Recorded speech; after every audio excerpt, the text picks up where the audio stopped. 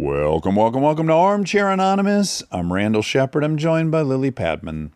Today is beach, and that is what Ken is a specialist in. He's a specialist in beach. That's all he knows. That's one of my favorite jokes in that movie. That was a good one. Yeah. And then they had to beat each other off, too. What? Remember they had to beat each other off? I didn't see it still. You don't remember that part? No, I don't. And they're chanting, beat each other off. Did you dream this? No, this is very much a part of... They chant beat each other off? Yeah. It's like, let's have a beach off and like beat each other off. And then it's just beat each other off somehow. Wow, okay. Yeah. I'm going to YouTube it right now. Fuck it. We're in a hurry, but I'm not. What's the film called? Barbie. Oh, looks like this beach was a little too much beach for you, Ken. If I wasn't severely injured, I would beat you off right now, Ken. I'll beach off with you any day, Ken. Hold my ice cream, Ken. All right, Ken, you're on. Let's beach off. Anyone who wants to beach him off has to beach me off first. I will beach both of you off at the same time. But you don't even know how to beat yourself off. How are you going to beach both of us off? That doesn't make sense. Ken? And Why are you you can beat getting yourself off. emotional? You're going to beach both of us off. Nobody's gonna beach anyone off. Oh, that's so funny. You were so right. You didn't remember that? At all. I've only seen the movie once. And You're not a feminist. So I should have I had a hunch I was more of a feminist than you. Oh, yep. Oh, God. Yep, I hate that we had to find out in public for your sake. It's really a big bummer for me. Oh, beach. Hold on. Was that even a sneeze? What are you doing over there? I had a sneeze. You're falling apart. No, I'm getting stronger. I'm going to beat you off. Oh, God. Okay, so yes, today's prompt is beach. Now, not beach you off, but just general. Regular beach. Yeah, tell us about a stories. crazy trip to the beach or beach story. And we got exactly that. We got some hot, tasty beach stories coming your way. Just let me scan this and make sure that it's worth a listen. Do you have plans? You seem very impatient to get away from me. No. Trapped in Kauai beaches. Okay, so yeah, there's some animal on animal attack in this, I guess we could say. That's Bestiality. well, Between animals. I don't think it was sexual. Maybe it started sexual and ended If an animal has sex with another type of animal, another species. yes, is what I meant. Would that qualify as bestiality? I think so, because we're an animal, and if we have sex with another species, we are very guilty of bestiality. Yeah. Okay. And I don't want to reopen the conversation about Dolphins. transcending order, which would be the most offensive. We're not going there. Okay. Okay. Happy All beach day. right. Happy beach day. Hard times come and go. Good times, take them slow. My life, I had them both. Remember one thing, you gotta know, I'ma keep on shining. Callahan. Oh, Callahan brake pads. Callahan Callie. Remember Callahan brake pads from Tommy Boy? Oh, no. Big Tom Callahan? Yeah, vaguely. That was his daddy. His dada. His daddy. His daddy. That was his big daddy. Hello. Can you hear us? You know what? I can hear you. Oh, Perfect. wonderful. Where are you? I'm getting glimpses out the window. I think I see pine trees. Do I? What am I seeing out the window? Good guess. Any thoughts? Pacific Northwest. No, I think you're in Colorado? South. Colorado. Dax has got it. Pacific Northwest. I'm located in an area near Vancouver, BC, Canada. It's actually an island called Bowen Island. Ooh. And are you Canadian? I'm Canadian, yep. Wonderful. And Callahan's a great name. Is that a code name or that's your real name? That's my real name. I wish I could take credit for it, but I didn't have any say in the matter back in the day. The story of the name is my parents saw an ad for a boxer named Kid Callahan selling a Sealy Posturepedic mattress. So that's where it came from. Oh, wow. Okay, you have a beach story. This story takes place in Europe, specifically in Croatia, back in 2016. At the time, I was doing an exchange for school, and the plan was to move there, do the exchange, and then travel around in a van for a couple of months. My girlfriend at the time, Lauren, who plays heavily into this story, came with me. So she took some time off work and came to Europe for 5 months, which was awesome. Didn't have a ton of money. We bought the best van we could, which was this sort of old 15-year-old Renault, small van. Think of like the Ford Transit vans. You see the small ones that the mail carriers use, something sort of like that. And we turned it into this camper-esque style vehicle that we planned to live out of for a couple of months. And you bought it off of a Croatian person? We were based out of Berlin originally. So we bought it in Germany, and that was where the trip was starting. We had some family there that were sort of supporting us getting ready to do this trip. And so, yeah, we bought it in Berlin for, I don't know, 1,000 euros or something. Okay. Not very much. We'd been going for a couple of weeks. We had a good little routine down. You know, we'd get to a campground, set up, make dinner, generally just have a really good time. At this point, we've been entirely inland. So Berlin, Vienna, Prague, Budapest. And then the plan was to cut to the coast. So basically through Croatia and get to this little island called Kirk. Sorry if I'm mispronouncing it. And it was a great day. Sun was out. We finally get to the island, and it's this really nice, windy, steep road down to this campground, which we found.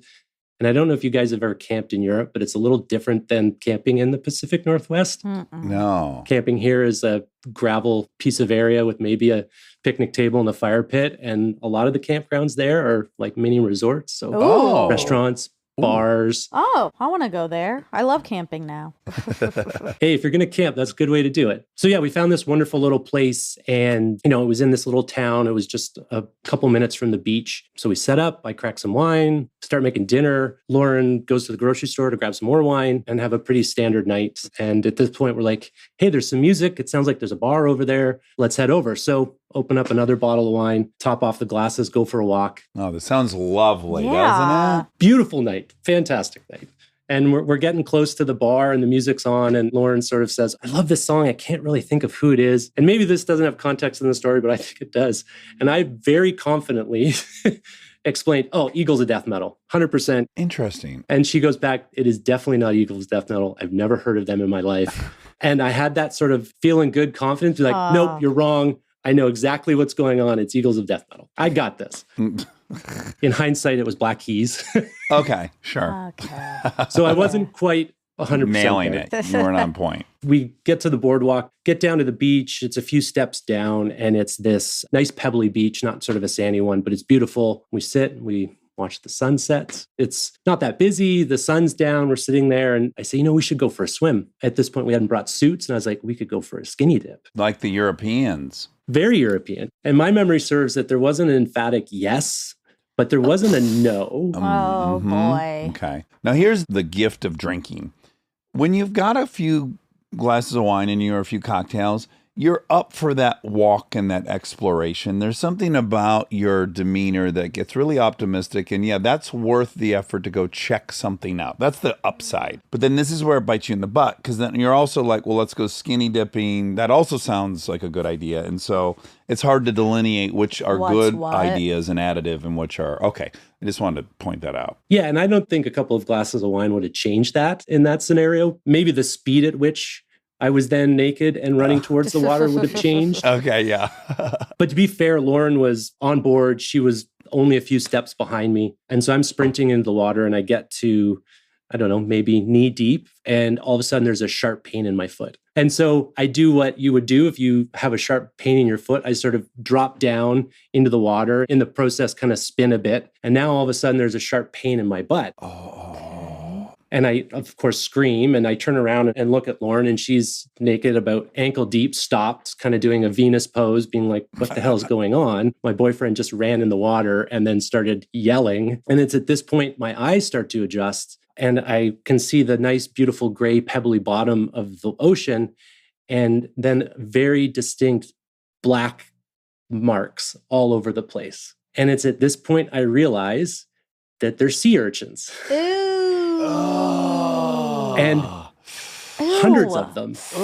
Like a sea urchin minefield, essentially, is what I've waded into. And they're spiny and they puncture. Yeah. So you went swimming on a cactus. Essentially. Ooh. It's at this point, my eyes have adjusted. I can pick my way back out through them. Lauren, of course, is retreated and is now sitting on the beach dressed. And I get out and start getting dressed. And almost immediately, things are a little more difficult than they were when I went in the water. I have this memory of trying to put my shorts on. And for some reason, that was hard. I start slurring my words a little bit. Oh, boy. Poisoned. Not making 100% sense. Yeah. Lauren kind of goes, we both have had the same amount to drink. Something's going on.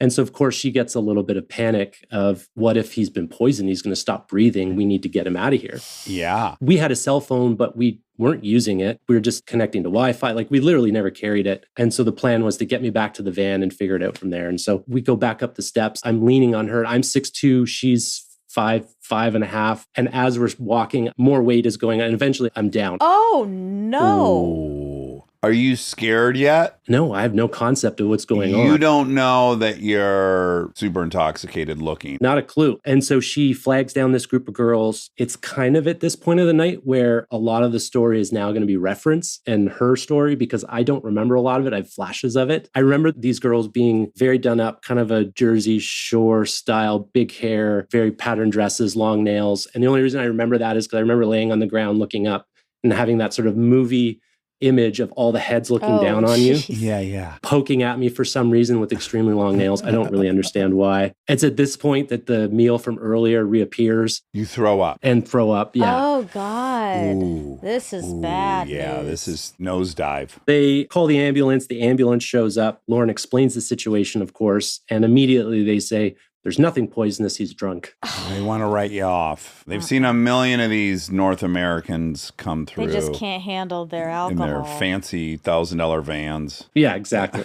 Can't handle it. And so there's a bit of a discussion about it. And they get me on a stretcher. They wheel me back to the ambulance. They hook me up to IV and start pumping fluid into me. And it turns out the plan was really not to take me to the hospital, but to really just give me fluids and send me on my merry way. And then they proceed to drive us back to the campground, lights on, and basically haul me out of the ambulance and stuff me into the back of our small conversion van that we were using to sleep it off. You To can't sleep do it that. off. Well, we're in Croatia. Liability's not as big of a industry there. Yeah. And so flash to the next morning, I wake up and Lauren fills me in on the details. And I wake up with what can only be considered the worst hangover, sickness, feeling, whatever you want to call it, I've ever felt. We decide to move on. The campground's expensive. And I'm kind of like, I'm out, you're driving. And one detail I forgot to mention is that it's obviously an older van. It's standard. Lauren kind of knows how to drive standard, Okay, kind of.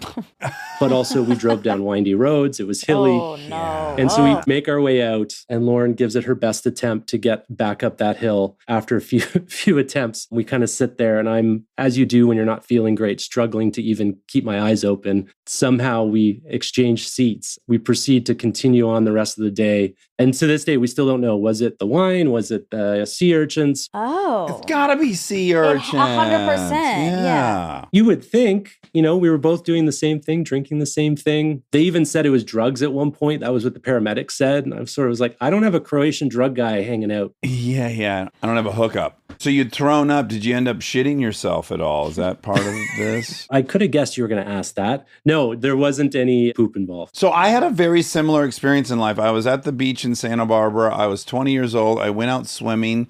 I guess my conclusion at this point is I must have got stung by a jellyfish or something, but same thing where I came back on shore, started feeling a little weird, and was putting my shirt on, and I got trapped. I couldn't complete it. And I was in my shirt going, what the fuck is going on? And I was losing all energy. Ooh. And I just fell back on the sand, all wadded up in my shirt. And Aaron's like, what the fuck's going on?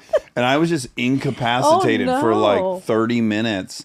And then slowly started coming out of it. But it was just out of nowhere. It scared the fuck out of me because I was like, I'm dying. Oh, you were aware? Yes, I was aware I was losing all of my energy and power. You think it was narcolepsy? No, I think I got stung by like a jellyfish or something. But the coincidence of getting 2 punctures and then immediately feeling... These things carry all kinds of poisons. Occam's razor. Or Occam's, however you like to say it. They were so adamant that it wasn't that. That's what's interesting. But in my head, I'm thinking, they're not marine biologists. Do they really know all of the things that are in this area? They've been told, don't bring anyone to this hospital unless we absolutely have to have them. Especially if they're North American. And they haven't paid into this healthcare system. Yeah, fuck. Yeah. Oh, wow. Scary. Well, Callahan, I'm glad you made it out of there. Did you end up marrying Lauren? That's an excellent question. And actually, the person who told me to submit to this would like to potentially say hi. This is Lauren. Hi, Monica. Hi, Dax. Hi, we have a bambino. Yeah, this is Bryn. Oh, Bryn. look at Bryn's beautiful. Is Bryn's skin so soft? Oh, so soft. Oh, it looks really soft. So you believe that it was a poison, right?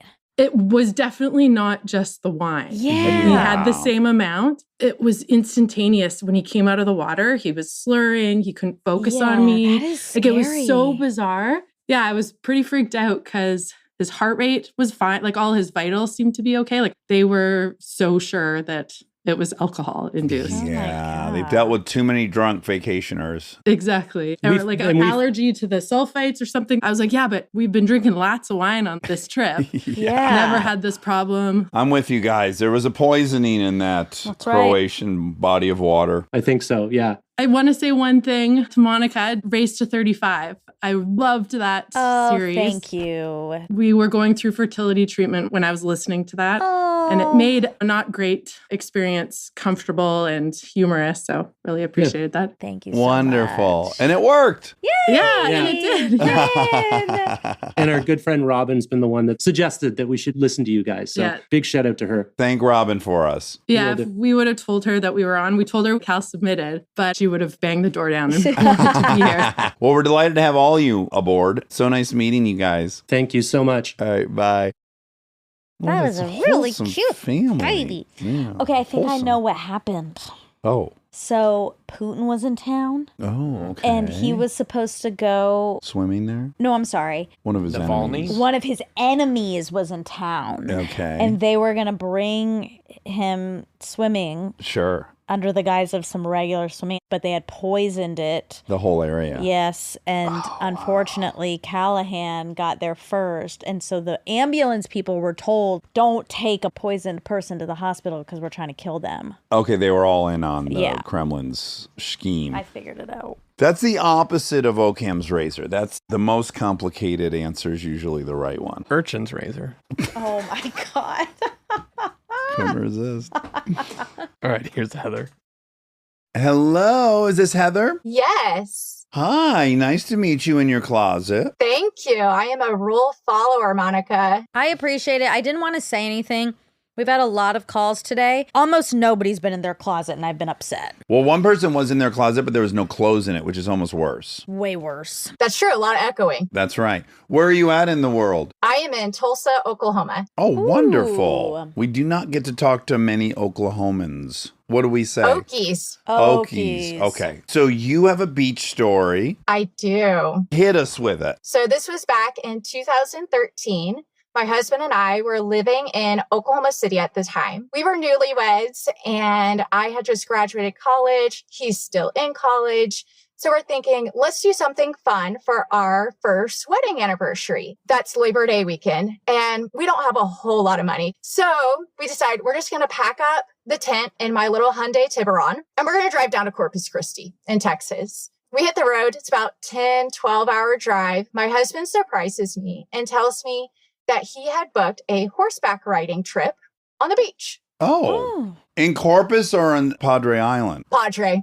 I'm looking at the website and it looks so romantic. The horses are like trotting in the water, private beach, sun is setting. We get there, we get the tent set up, perfect. We head over to the outfitter that's doing this horseback ride and it's not so private. We have 30 people with us. Ooh, that's a lot of horses, by the way. Too many. You're getting kicked. Not great. This is a herd. Yeah, it really is. So they're putting people on horses based on their size, from smallest to largest. And I'm in the first group with about 10 other people. And we get on our horses. But I mean, we have to wait 45 minutes before the last group gets on. And my husband's a big guy. So he's literally the last one to get on. He's on a Clydesdale. They wheel out some Percheron. It really was. He had to get a step stool to get his leg up and over the horse. So I'm in the very front and he's in the very back. So super romantic.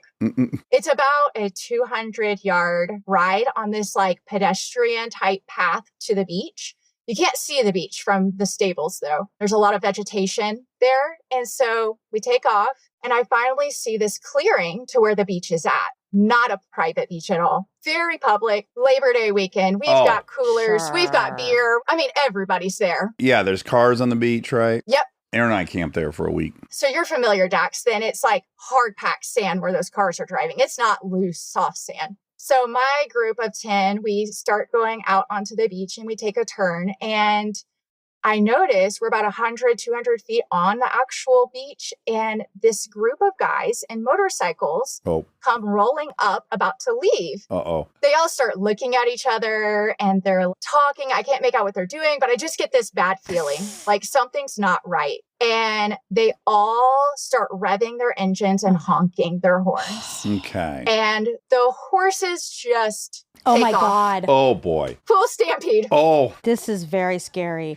I blame your people for this. These aren't my people. I know this is my hobby, but I'm Yeah, not. this is your isn't my people. people. These are Texans. It's fine. I'm thinking to myself, I don't know a whole lot about horses. I know pull the reins. That's about it. I know that they're pretty sensitive to human emotions. So try and stay as calm as possible. Don't squeeze your muscles tight on them. Eventually, this thing has to get tired and it'll stop. Because it has taken off sprinting at this point? Oh, yeah. I feel like I'm at a racetrack. Oh my God. This is it's so just shot out of there and starts racing down the beach. Yeah, and I think it was worse for our first group because they had been waiting for 45 minutes. I think they were just primed to go. Are they running through blankets and coolers? They're staying on the path, but I'm like looking ahead and I see one of the guides gets off his horse, lets it go, just free. And he stands directly in the path of my horse. And I'm like, this guy's crazy. What is he doing? Thinking he's going to move like he's been around horses. They can't see worth the shit too, right? That's the thing about horses. Yeah. And they're panicking. So it just full steam ahead. And he ends up lunging and jumping at the front of my horse and screaming at it. Oh, wow. Wild. Bravado. Sends the horse, full stop, rears up, bucks me off the back. I go flying. What did this guy think? Oh my God. I don't know. I'm not even sure he knows what he was thinking. So I go off the back, everything's spinning, sand's coming up, and then all of a sudden I feel pow right in the back of my head and black. Wait. Another horse. I mean, there's horses everywhere. Oh my God. This is a nightmare. You know I'm scared of horses. Are you a ghost? Are you alive? So I wake up on the beach and this stranger from one of the tents comes and he's screaming at me and he pulls me off the beach and he puts me in a lawn chair. His daughter's getting ice from a cooler and putting it on the back of my head. I can't figure out what's going on.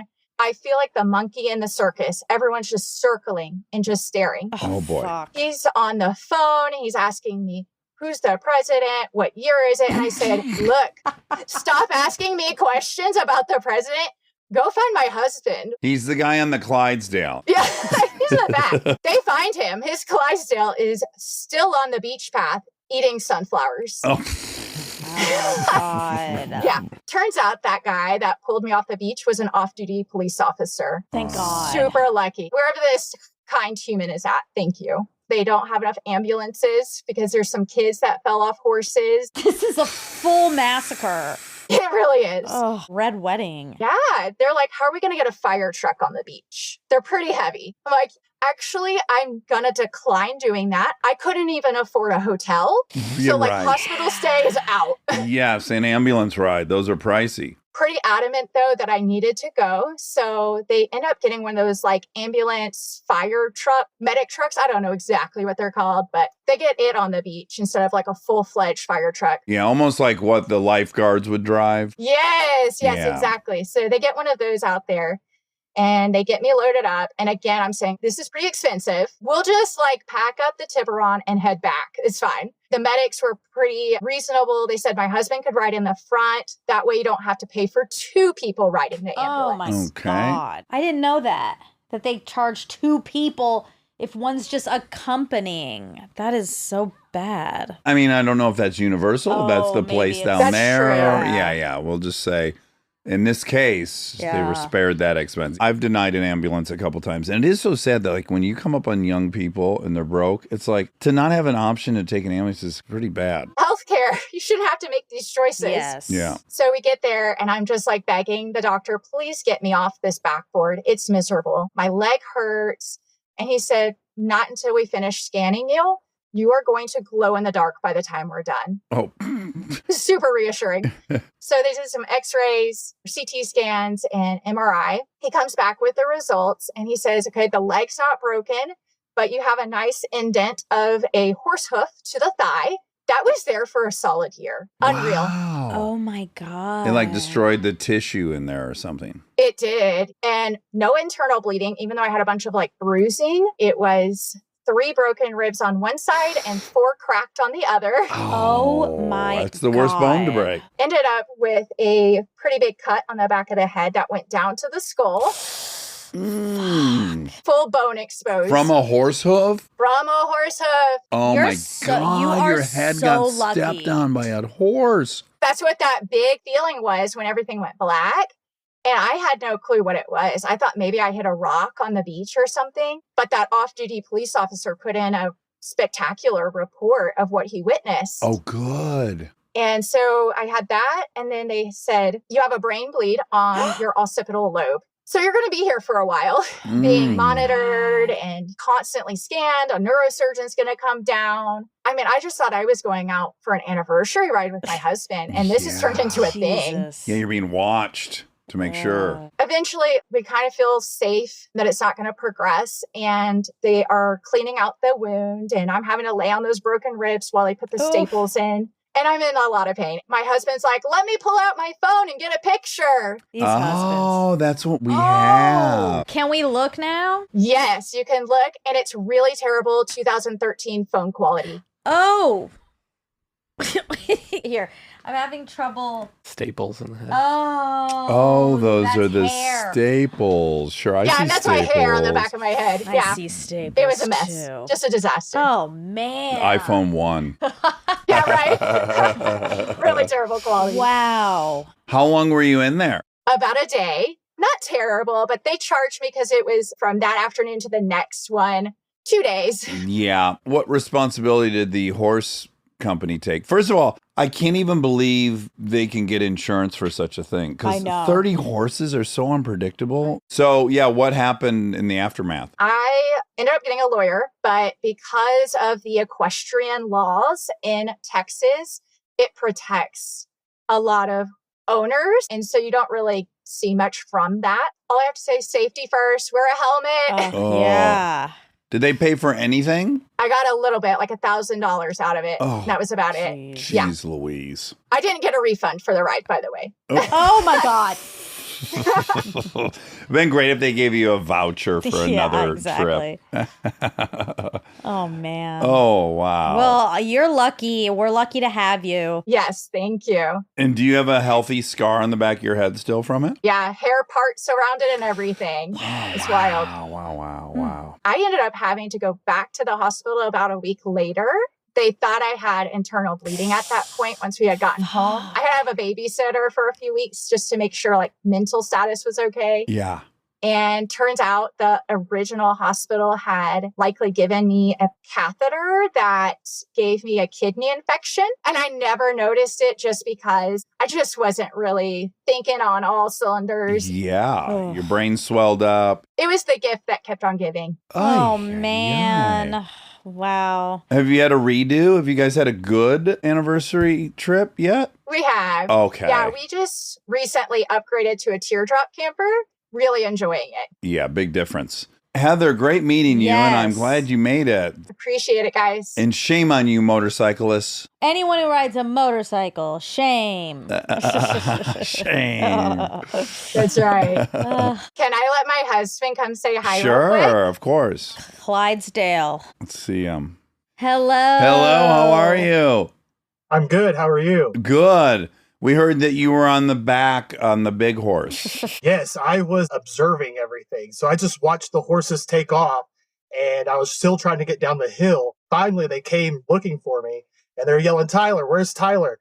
And finally, I'm like, I'm here. They're like, your wife fell off the horse. And the guy from the ranch or whatever was like, you need to stay on your horse. And I just remember telling the guy, I don't care, dude. I'm getting off the damn horse. Yeah. And I like ran down the beach to go find her. It was crazy for sure. I'm getting off the damn Well, horse. why? Also, That you could be need a to stay t-shirt. on your horse when your wife has gotten thrown off. They're like the liability right now is in the trash. We've got 4 people down. We can't have him get off. I He's know. going to get stampeded by a horse. Jesus, what a disaster. Oh, I think Heather dodged a major bullet. It's not often you get stepped on by a horse and you Make it. pull out of it. I saw her cut on her head and I could see down her skull. I was like, we're going to be here for a while. It's not going to be fun. Yeah. It was huge. Oof. Oof, oof, oof. Well, thank you for taking that picture. Absolutely. I'm glad that she got to meet you guys and tell a story. Yeah, nice to meet you. All right. Okay. Bye. Listen, I'm not equating this, but Here we go.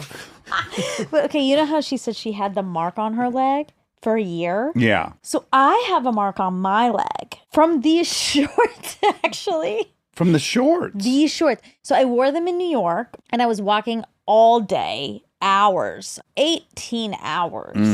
Couple 100 miles. No, I did walk all day. Anyway, and there was something on the inside of the shorts. I was like, it is uncomfortable, but I never decided to look. And so it was rubbing against my leg all day. And now I have a mark on my leg. A bruise? It doesn't hurt though. It feels deeper. I don't know what's going on, but I have a gave big you a mark on my hematoma? leg. I went months and months ago.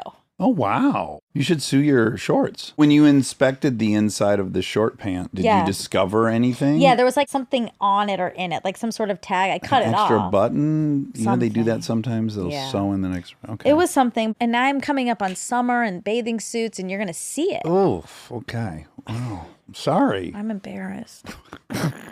Anyway, if any armchairs know how to get rid of that, If you know how to get rid of a short-induced injury to the leg that seems to persist over time, anyway, I just wanted to let everyone know about my mark. okay. Hope you heal up. But I did get back on the horse. I'm wearing my shorts again, as you can see. I know it's.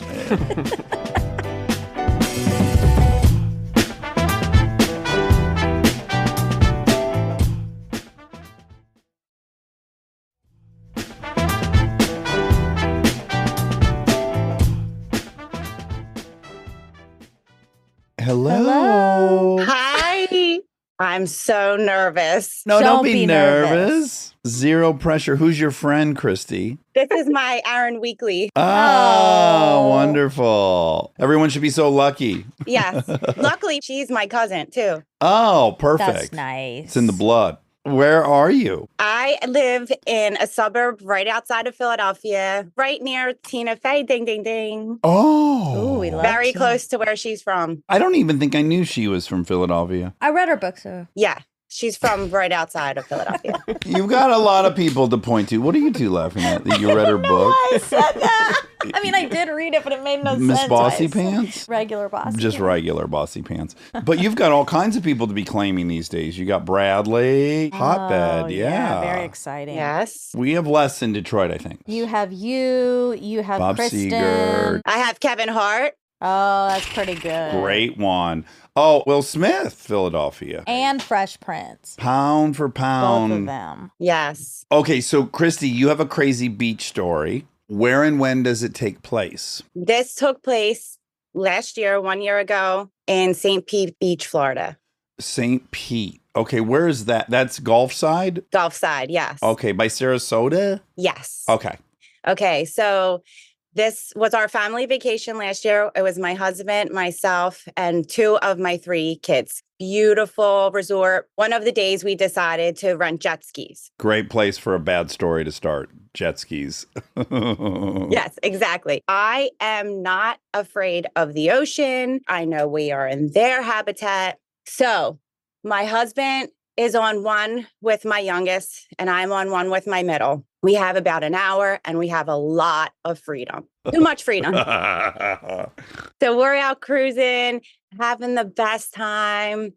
But the whole time I'm like, I don't see any dolphin. I don't see any shark. I don't see any wildlife. Not that much to look at out there. About halfway through, we switch kids. I take my youngest. He takes my middle. So my youngest and I find this beautiful green water.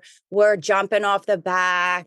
It's very shallow, very close to the beach. Couple minutes go by, we're like, let's go find dad. So we find my husband and my son just going entirely too fast. Yeah, of course.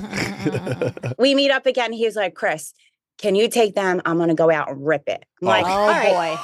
Oh, God. He's got to blow off some steam. So he goes and he just takes off. We don't see him for a while. We're jumping off the back, me and my kids, still having a great time. So we see him coming back towards us from a little bit far away. He's like, Chris, come here. There's a shark eating a dolphin. Oh, come here. There's a shark eating a dolphin. You got 2 kids with you. Come closer to this. Yeah. But you know what I did? Come on, let's go. Let's go. We got to see this. Let's go. Right. Oh, wow. My kids are like, no, we don't want to go. I'm like, get on. Let's go. We're not missing this. We're following, and all you see is a giant puddle of blood. Oh, wow. But I'm still like, let's go. Come on. We can't miss this. You see the shark underneath. It's creeping around. You see these intestines floating. Oh, my God. Let me backtrack. When my husband saw it, he saw just a dolphin like thrashing out of the water, and he gets up close. He did get a good video of this. Oh, my I did send this. Oh, you sent it in. Are we allowed to post it? Yes. Okay. Oh, wonderful. Perfect. People will love it. All right, let you watch it. Oh, my Lord. Just wait. You'll see the shark. Ooh, it's getting red. Ooh. Oh, yuck. Oh, there's the intestines. No. I should have warned you. I'm sorry. Well, you kind of did. The only question I would have is how certain were you it was a dolphin? I don't see the dead. I mean, I see blood everywhere. Pre-video, my husband saw the The dolphin thrash. out of the Okay. water. Ugh. Okay, so we're approaching. My kids are scared. They're holding on tight. Okay, let me rewind. I have 3 people on my jet ski meant for 2. Yeah, this Right. is against the waiver you signed. You're in violation of your agreement at this point. Do you want to guess what happened, Dax?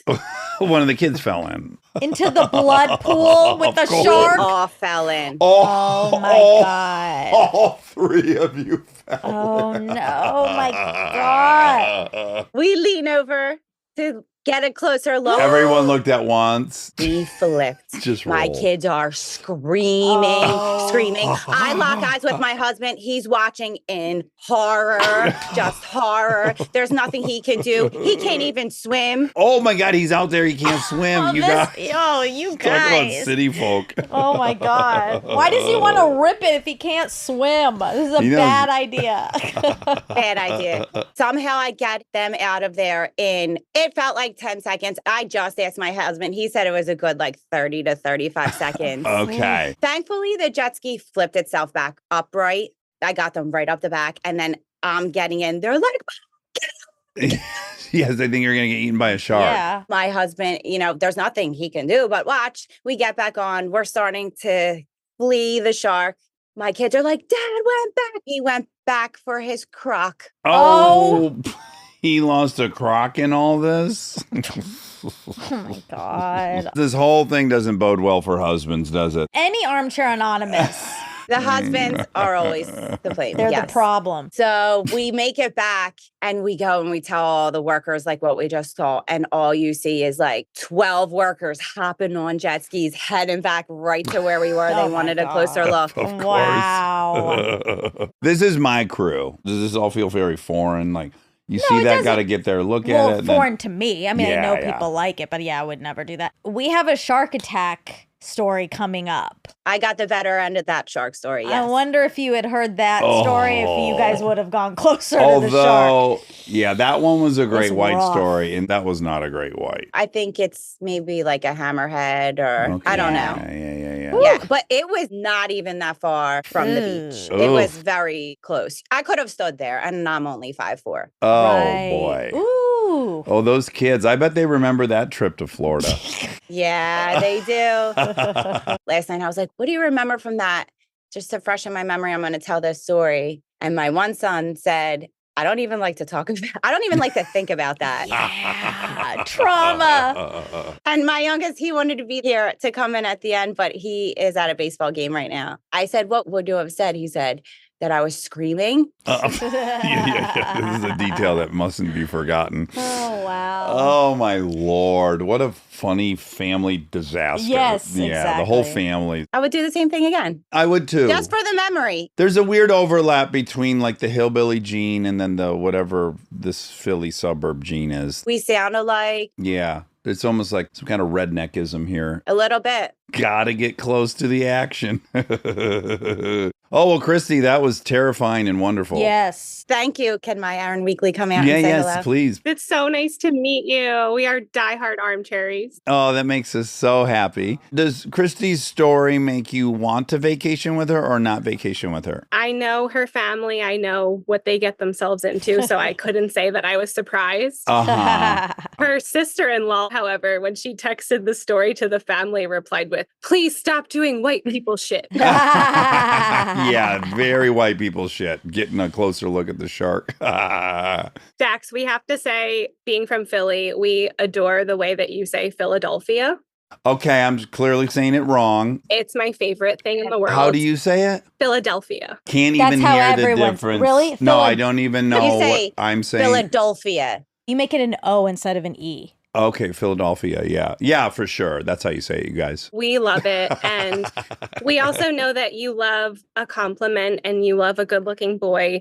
There's actually a player right now on our baseball team, the Phillies, who looks like a baby Dax. Really? You need to look him up. He's a cutie. you. His name's Oh. Bryson Stott. Okay. Ooh, we'll have to look him up. This might be the first comparison I like. He's a cutie. You guys are twins. You will be very flattered. Okay, wonderful. Thank you, ladies. All right, well, nice meeting you both. Take good care. Take care, Dax. Oh, Take good we care. will take good care. Bye, ladies. This guy. I can see it. I can barely see. As long as you guys think he's handsome, I'm He's grateful. handsome. Okay, good. I'm grateful. Thank you for that blessing. Hello, can you hear us?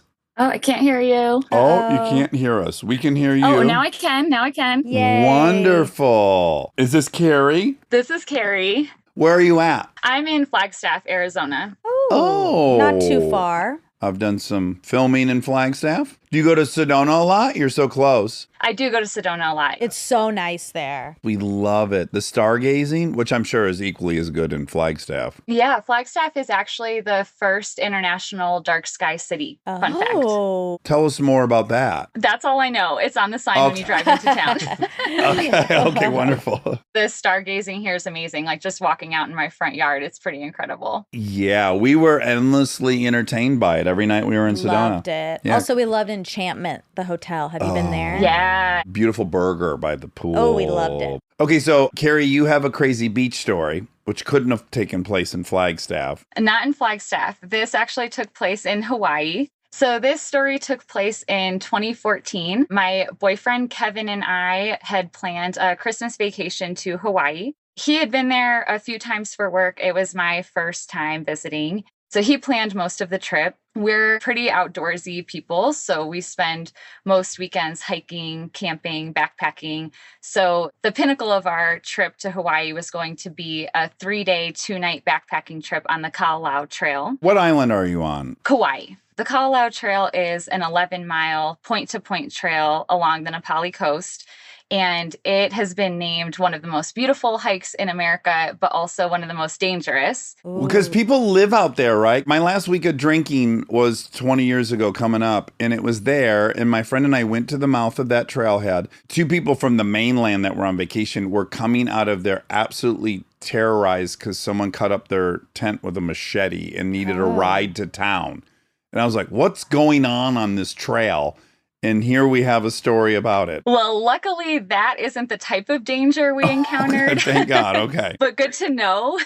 We actually had pretty good experiences with the locals who lived at the end of the trail on Kalalau Beach. But one of the reasons that the trail is super dangerous is there are a bunch of really exposed sections of trail where you're essentially hiking on the edge of a cliff. Ooh. And at parts, it narrows down to like 1 to 2 feet wide. Oh my God. There's a section of the trail called Crawler's Ledge, and it's just notorious for being very scary and a little dangerous. So the trail is about 1 foot wide, and you're walking on the edge of a cliff that goes down about 100 feet to to sharp rocks and Oh waves my crashing against them. God. And you're wearing a big backpack, presumably? Yeah, big backpacking backpack, probably like 40 or 50 pounds. So it's definitely a no fall zone. Oh my God, Us. scary. And my hands are sweaty just thinking about it. I had watched a couple YouTube videos about Crawler's Ledge before the trip, which was probably not a great idea. So I was a little nervous, but like I said, I'm like a big hiker, so I felt like I could handle it. So we start our trip, and it was an 11-mile hike to the end of the trail, which ends at a beach called Kalalau Beach. So our plan was to hike in the first day, camp at Kalalau Beach for 2 nights, and then hike out. Our hike in was actually pretty uneventful. Crawler's Ledge was a little scary, but we made it through without any issues, no trips or falls. And the worst part of the trail was actually the mud. The trail was super sloppy and slippery and very hilly. So like going down steep hills and super slippery mud was a little dicey. And it was at this time that Kevin told me that December can be a pretty rainy season in Hawaii, and Kauai had just gotten a ton of rain. I was unaware of that in the moment, but we made it through the mud, made it to Kalalau Beach that afternoon, and it's just a stunning like white sand beach. There's a 200-foot waterfall in the background, really idyllic. So we set up our tent and spent the rest of the day exploring around, visited some caves, saw the sunset, went to bed. The next morning, we woke up to a beautiful day, sunny, and we spent a few hours exploring some nearby trails and just lounging on the beach. And after a few hours, I looked at Kevin and said, I kind of feel like we've seen all there is to see. Do you just want to go ahead and hike out today? I figured it's a nice day. We can hike out this afternoon. Our trip was like kind of coming to a close. So I thought it would just be more time to explore Kauai. And Kevin said, no, absolutely not. We are camping the second night and sticking to the plan. Didn't fight him on that. A few hours later, we were sitting at camp making dinner, and I saw on the horizon some very dark storm clouds. And I was like, I knew it. I just had this feeling earlier in the day that this might happen. So the storm clouds just continued to build and get closer to the beach until it ended up just being an outright downpour. Oh. So we retreated back into the tent, and for the rest of the night, it was like the heaviest rain I think I've ever experienced. And I've done a lot of camping in the rain. Our tent was set up, I would say, several hundred yards from the beach, but in the middle of the night, in the darkness, you could just hear the waves crashing against the shore and getting louder and louder and like closer and closer to our tent. So I woke Kevin up a few times and asked if we needed to move to higher ground. And he kept assuring me we were okay. All right. Strike 2, Kevin. Okay. I know. So morning came, and the good news was that our tent didn't get washed away to sea, but the bad news was that it was still raining. The rest of that next day, it never stopped raining. So we went over 24 hours with a constant heavy rain. We only left our tent to pee and then would just like scurry back in. We did all of our cooking underneath the rain fly. Was it cold? It was, yeah. And obviously I was not prepared for cold going to Hawaii. So I maybe had like one long sleeve shirt. Everything was muddy. The water and mud was like seeping into our tent. And that was the day that we were supposed to hike back out. Obviously, that wasn't going to happen. We were just kind of stuck in our tent. So we also were kind of low on food. We had only packed 2 dinners for like a 2-night trip. So we had enough to ration for the rest of that day and night. The next day when we woke up, the rain was a little more spotty on that 4th day. So we were able to finally emerge from our tent and assess the damage. And this pristine Kalalau Beach had turned into a hurricane zone. There was a ton of debris all over the beach, down tree limbs everywhere. It had been hit hard. At this point, we basically had no food left, and the rain was still kind of coming and going. But it had subsided enough where we felt like we could start exploring around and assessing the situation. We met a few other campers. There were probably 24 people camped on the beach. Everyone had permits to camp there for however many nights. And we met another couple around our age, Kristen and Steve. And so the 4 of us joined forces to figure out what we were going to do. Another thing that makes the Kalawao Trail dangerous is there are 3 stream crossings in that 11 miles. And with heavy rain, those streams can turn into like raging rivers. Oh, boy. So that was our first obstacle that we had to figure out if we could overcome. And the first stream crossing was about a mile outside of camp. So the 4 of us hiked to it. And when we arrived, it was sure enough like a raging river, easily 4 feet deep. And I'm like barely 5'2". So there was no way I was getting across that river. Any of us were safely. So I remember like standing on the shore of the river, just staring at the raging current and thinking like, could we send Kevin, who is like 6'4", across with a rope and set up a hand line, but the water was way too strong. So we decided against that idea and kind of retreated back to camp with our tails between our legs and realized, okay, we're going to have to stay one more night, again with no food and having no idea what the weather forecast was. Do you have water? Are you claiming it from the rain? Are you trying to gather some? I don't have a super good memory of that. I'm sure we had a water filter, and where the waterfall was, I would imagine that there was like clean water there to filter. So we were back at camp on, this would be day 4, the reality setting in that the day before we were supposed to have hiked out, we had a hotel reservation, like a super nice hotel that we were missing. So the next day was Christmas Eve, and we woke up on Christmas Eve. Really nice day, again, like sunny. And we were like, okay, maybe someone will come rescue us. Maybe a boat will come. The waves were super choppy. So some of the locals, they told all of us, there's no way. These waves are way too bad. A little boat is not going to make it out here. You guys are just going to have to wait. Yeah. So I was sitting at camp kind of pouting when I heard a helicopter. And I was like, this is too good to be true. Is this really happening? I finally spotted it in the sky, this like tiny red helicopter that eventually landed in a little clearing near our camp. So everyone, 20 or so campers all sprinted over to the helicopter. The pilot hopped out and he said, are Johnny and David Henderson here? I can't remember their actual names, but called out 2 names. And these 2 teenagers, they looked like they could not have been older than 17, raised their hands like kind of sheepishly in the crowd. They're like, that's us. Yeah, they're embarrassed all of a sudden. Yeah. Anyone else would be delighted to hear their names, but teenagers are Yeah, like, I was like, shit. please call my name. I want to get out of here. The pilot said, I'm here to take you guys back to the trailhead, grab your stuff. Let's go. So basically what had happened was these kids were pretty young. I think that they were like seniors in high school, and their mom went to pick them up at the airport in New York 2 days before, and they weren't there. And I don't know what the cell phone service is like on Kalawao Beach now, but 10 years ago, it was non-existent. So we had no service. I feel like back then, no one had in-reach devices or like sat phones. So we were just totally cut off from communication.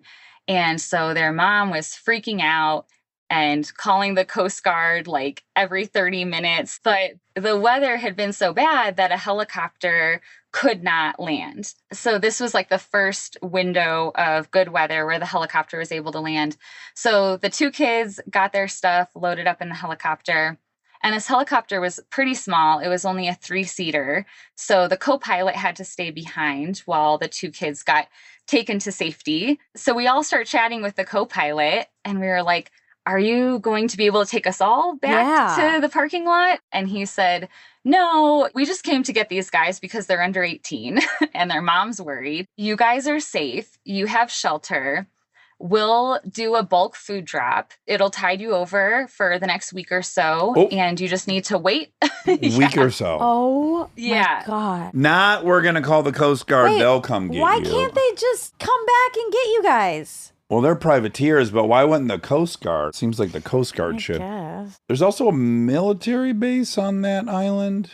Can't we get the military involved? I can't remember who it was that came to get us. I actually talked to my little sister about this story earlier today, and her memory of it was that it was the National Guard. Right. That makes sense. But it was a tiny little helicopter. And he said, you guys aren't in any danger. You have shelter. It's not supposed to storm for several days. You just have to wait for the trail to dry out and for the stream crossings to go down, and you can hike yourselves out whenever that is. Tough love they gave you. Yes, seriously. I just kept thinking, like, tomorrow is Christmas. Yeah. I'm spending Christmas starving on this beach that is now not even that pretty. It's like debris covered beach. Everything's muddy and cold. Also, we had flights home maybe 2 or 3 days later. So not only were we missing our really nice hotel and a hot shower, but we might miss our flight home and work and everything else. So I was standing in the crowd of people on the verge of tears when the helicopter came back to pick up the co-pilot, landed again. The pilot hopped out and said, I'll take 2 more people right now. Who wants to go? And my hand like just shot up like a bat out of hell. Yes. And he pointed right at me and like waved me over. So the next thing I know, I'm climbing into this little helicopter along with my new friend, Kristen, who I had met the day before. So we hop in and we're sitting in the helicopter staring out at our boyfriends still in the crowd, just looking back at us with looks of disbelief. Well, good though. You could have been out of there the day before, 2 days before. Yeah, Kevin kind of earned this. Also, he's taller. Okay, yeah, he so might he can get through the water maybe. Yeah. This is the right move. I'm all for this. Kristen and I got the most epic tour of the Nepali coast. This little helicopter was doorless and I was on the end. So it was like an unobstructed view of these really lush green mountains and 300-foot waterfalls all over the place. So we landed back at the trailhead. It dawned on us that we didn't have a car key. We didn't have our wallets. We didn't have our backpacks. We literally had nothing except our phones. No one to call. I mean, the hotel we were staying at was clear on the other side of the island. So we asked the pilot, are you going to keep making trips back and forth? And he said, we're going to go for a little bit while we still have fuel, and then we're going to have to stop. So we had no idea still if we were actually going to make it out of now the trailhead parking lot. So we'd gotten a little bit closer to civilization, but weren't really back yet. So the next helicopter came back, and as it got closer, we looked up and saw 2 guys who are not our boyfriends. And then the helicopter went back again, came back with people who, again, were not our boyfriends. And this just happened over and over. And maybe on like the 7th or 8th trip, they finally arrived. Wow. We were reunited, and I think we got like 1 night in our hotel before having to go home. Oh my God. What a disaster. Makes me never want to do something like that. Exactly. But that you're undeterred, right? You kept hiking trails. Undeterred. And I think if I would have had that experience now, it wouldn't have bothered me as much. But at the time, I was 24. This was maybe like my 2nd or 3rd backpacking trip ever. So I wasn't as hardened as I probably am now. It reminds me of your mushroom trip. There is some element that you were like, should have been like, well, I guess we're going to have Christmas on a beach. Yeah. And I'm going to embrace this. Oof, Good that's luck, rough. though, trying that. Yeah. It'd be a big mental challenge. Oh, Carrie, what a harrowing tale. Thanks for sharing it. You're both amazing. Thank you so much for everything you do. Thank you. And Monica, especially you for Race to 35. I'm not even going to have children, but just listening to an entire podcast series that was focused on women's health and women's experiences was really incredible. So I hope you know how many people you touched, and not just people who are hoping to become mothers, but just women in general. Thanks. I appreciate that so much. Oh, I like that compliment. Yeah, Thank you, really Carrie. Nice meeting you. You too. Have a great day. All right, you too. Take care. Buddy, I'm so proud of you. We hear that so much. Good job. Thanks. It was a pretty special project. Good job, young man. I'm a young lady. Don't take You're that from a cookie me. boy. I am a cookie boy. Oh my God, I'm really wrung out over that last one. Yeah, I feel like we just hiked a lot, and Yeah, I felt trapped for a minute. my instinct of why don't they just keep taking these people? They did do that. Yeah, but they didn't want to write any checks they couldn't cash. So it's better to over-deliver. Under-promise and over-deliver. Exactly, if that's a takeaway. Well, I love you. I love and you. I guess stay away from the beach, you know? this summer? Don't worry. I don't get on horses. I don't get in the water. You don't hike. I don't love a hike. You don't ride jet skis. Nope. And I don't play with sharks. Right. So yeah, three of the four could have happened to me, but not. You don't I get know on the parking horses. lot. You're right. I've been burned. Do you like that kind of hike? No, I'm telling you, Dean and I were there, and these girls came out terrified, like they had seen the devil the night before. Yeah. At the time, there was a really bad ice epidemic. I don't know if that's still the case there, but a lot of dudes were up 4 or 5 days out there, Slipping? losing their mind. Oh, you mean ice? Meth? The meth, smoking meth. Yeah. I thought you meant no. ice on the trail. Both are really bad. Yeah. All right. All right. Love you. Love you too. Do you want to sing a tune or something? We don't have a theme song.